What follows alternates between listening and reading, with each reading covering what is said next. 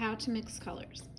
Okay, to start with, when you're mixing colors, always remember that you have weak colors and strong colors. Your stronger colors are black and red, and then your weakest colors are white and yellow. Your blues and your greens and your purples kind of fall right there in the middle. So when you're mixing a color to make a tint or a shade or to make an intermediate color, you always start with the weaker color in your tray first. So what we're going to do is I'm going to go through this with you. So let's say that we are going to be mixing red and violet together, and we're going to be making red violet. So red is the stronger color in that situation, but I haven't made violet, so I have to make violet first. So I'm going to start with my weaker color. I'm going to add that to my mixing tray. Always clean your brush.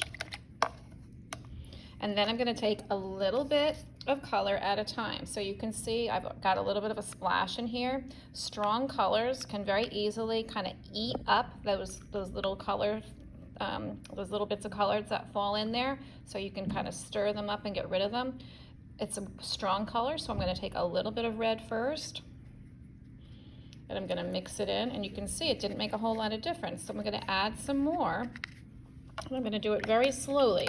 You can always add more color, but you can never take away color. Okay, so I'm going to take some more color. I'm going to add that to that color. Okay, so now we have a violet. It's kind of hard to see here because it's looking very darkish blue, but if you put it on a white paper, I can see that it's a good violet color. Okay, so I'm going to be making red violet, so I need to add a whole nother chunk of red. So I'm going to take my brush again. I'm going to take a nice big chunk of red, and this should be pretty close to red violet now. That's our school color, magenta. Okay, so I'm going to put that pure color right there in the middle. That's the hue that I'm trying to make. Now I need to make the tint of the color. So if I'm making the tint of the color, I have to start again with my weakest color. When you're cleaning your brush, make sure you're washing it, wiping it on your newspaper, or wiping it on your paper towel. Okay, especially when you're going into white. We don't want to mess up white for everybody. So I'm going to take my white, put it in my tray, because that's my weakest color. I'm going to take a little bit of my magenta that I made over there,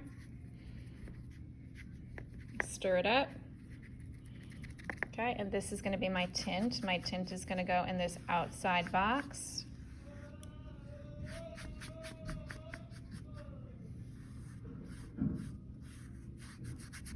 Okay, and then to make the shade, I'm going to be adding a little bit of black. Again, black is a very powerful color, so we don't want to add a lot of black. Okay, I'm going to take a little bit of black, just a little bit. This is also a really dark color. So you're making a dark color darker, which makes it really hard to see the difference when you're painting it in a space. Okay, and that's pretty much it.